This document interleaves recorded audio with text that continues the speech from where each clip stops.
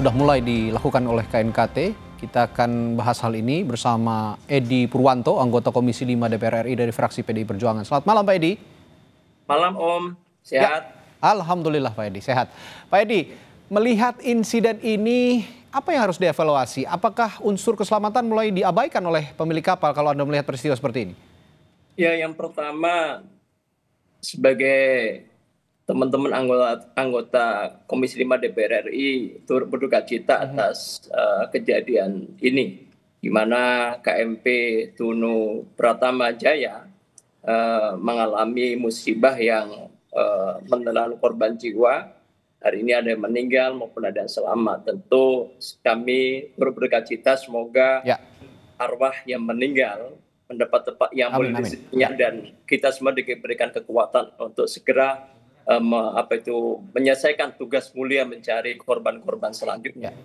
Yang pertama menurut saya, kita harus menunggu hasil resmi daripada KNKT.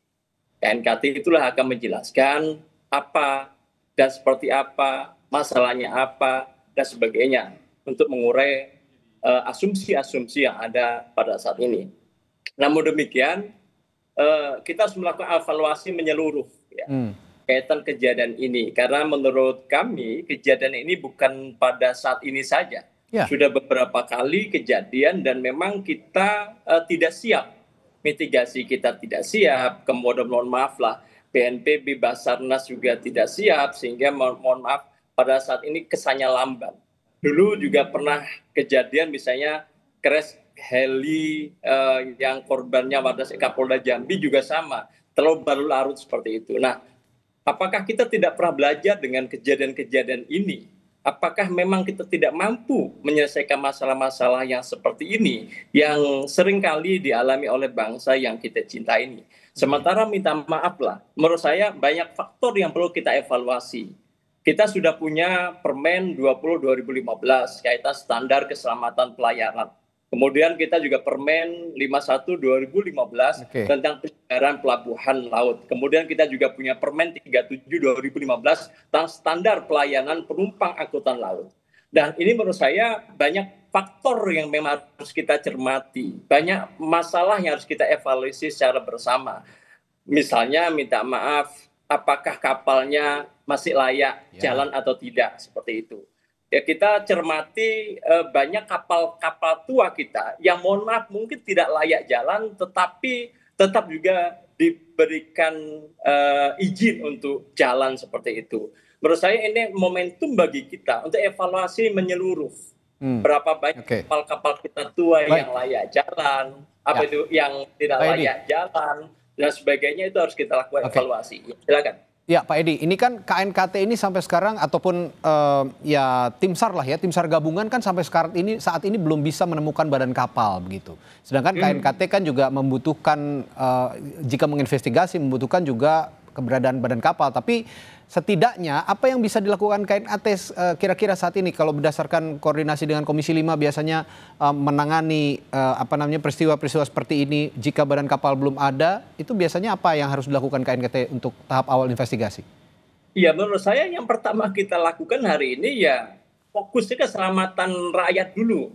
Ya, hari ini fokus itu dulu gitu. Jadi menurut saya KNKT, kemudian Basarnas, BNPB, kemudian seluruh stakeholder yang terlibat di dalamnya konsentrasi dulu menyelesaikan masalah manusianya dulu. Akan kita cari seperti apa. Nah, kalau memang mohon maaf ketika kita tidak mampu, kan kita juga bisa koordinasi dengan negara-negara sahabat kita. Mungkin ada teknologi tertentu yang bisa mempercepat pencarian kapal ini sendiri seperti itu. Nah, menurut saya inilah harus menjadi evaluasi menyeluruh Basarnas, BMKG, kemudian kementerian-kementerian terkait ketika RDP dengan kami sampaikan hal-hal yang real gitu. Jangan menyampaikan hal-hal yang positif kepada kami sehingga ketika ada masalah-masalah seperti ini kita semua bingung gitu. Apa yang kita lakukan? Memang badannya harus kita temukan, tapi langkah yang pertama koordinasi menyeluruh.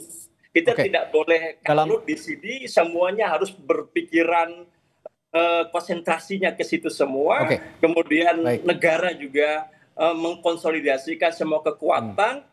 Mana yang belum kita kita pergunakan. Mana yang sudah kita pergunakan belum efektif, kita efektifkan. Sehingga langkah terdekat kapal harus kita cari seperti itu. Tetapi memang mohon maaf, kita juga tidak bisa lari kaitan kapal juga. Kita harus melakukan audit menyeluruh juga. Apakah mohon maaf ada informasi juga, bisa saja karena faktor odol juga jadi masalah. Misalnya ada Mardiansa, ada Jimmy, ada Asrop, Dina, dan Bintang. Penumpang yang tidak masuk dalam manifest, dan tetapi itu semua masih dicari seperti itu. Dan itu jadi semua kan bisa kesalahan ini harus menjadikan momentum bagi kita untuk memperlakukan reward and punishment. Itu semua bisa jadi bagian dari investigasi awal yang harusnya saat ini sudah berjalan mulai saat ini oleh KNKT. Ini yang terakhir, ini saya tanyakan juga Pak Edi.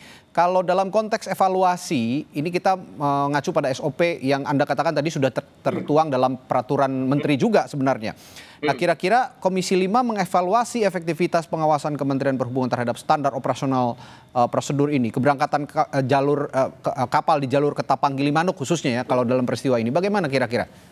Ya, yang pertama ya pasti kita akan mengevaluasi nanti dengan RDP, dengan BNPB, dengan Basarnas, dengan beberapa kementerian akan kita diskusikan bersama, duduk bareng bersama, evaluasi apakah di situ ada kelalaian, kemudian evaluasi apakah memang kapal-kapal kita sudah pada tua dan tidak layak jalan, yang layak mana, yang nggak layak mana, sehingga kita punya peta, sehingga kita punya data. Dan ini, mohon maaf, harusnya menjadi kejadian terakhir bagi bangsa yang kita cintai ini.